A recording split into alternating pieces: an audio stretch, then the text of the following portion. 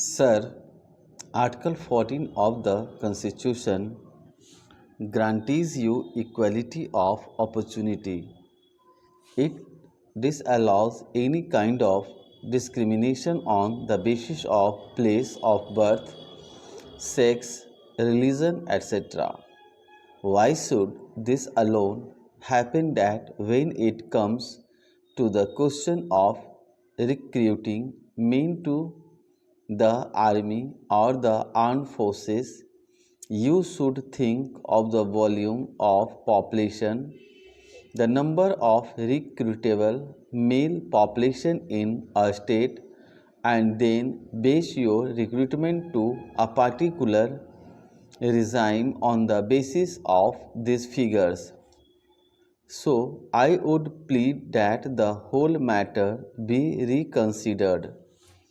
Otherwise, what would happen is that on these two counts alone, the disparity in pensions, the reduction in the recruitment quota to the various regiments of the armed forces, the resentment against these policies and these procedures would continue to go on, and one day this can burst in such a big dimension that it will not be counterable.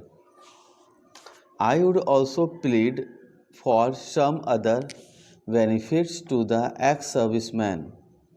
For example, you have reserved 10% of post or 15% post in the various public sector undertakings in the departments of the Government of India, in the state governments for persons retired from armed forces. But have you ensured that the system is working well? Where is the monitoring system?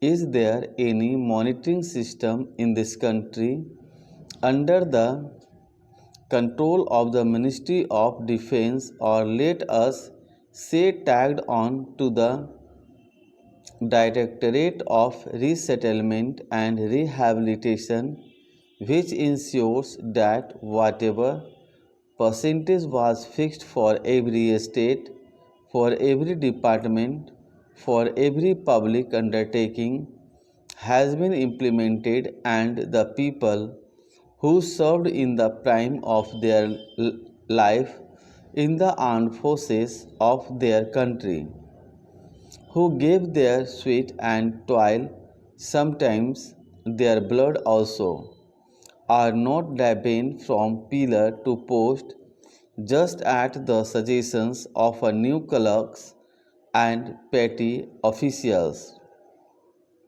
They are the heroes of the armed forces, but they have to suffer the insults and injuries, and they have to suffer the irritants which you can not imagine. Here, all members of Parliament, including the Minister of Defence, will award to the armed forces. But when a man retires from the armed forces, he is driven from pillar to post. He is a man who has done his duty. He is the man who has dedicated the best years of his life to the cause of the nation.